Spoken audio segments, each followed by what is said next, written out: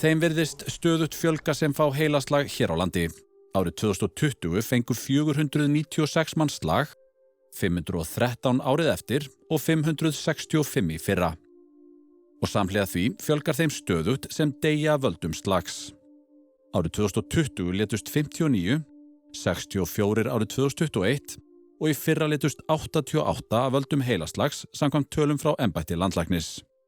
Inni í þessum tölum eru þó aðeins þeir sem látast inni á heilbrigðisstofnunum en ekki þeir sem deyja til dæmis heima hjá sér. Björn Logi segir að ýmislegt geti skýrt fjölgun heilaslaga, meðal annars öldrun þjóðarinnar og sú staðreynd að ferðamönnum hér á landi fjölgar jafnt og þétt. Þórir Steingrímsson fékk heilaslag fyrir 19 árum og það háir honum enn þann dag í dag. Árið 2006 gerðist Þórir formaður samtakanna Heilaheill og hann gegnir því embætti enn.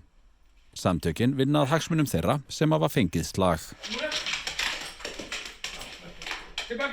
Heilablóðfall er þriðja stærsta dánarorsökin í heiminum.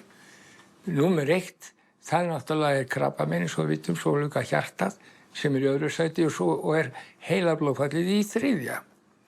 Og það það sem við erum að berjast fyrir, að heilbrigðiskerfið komi meira inn í þetta dæmi. Finnst þér svona almennt nægileg meðvitund hér á landi hversu alvarlegur þessi sjúkdómur er? Nei, mér finnst það ekki nægilegur.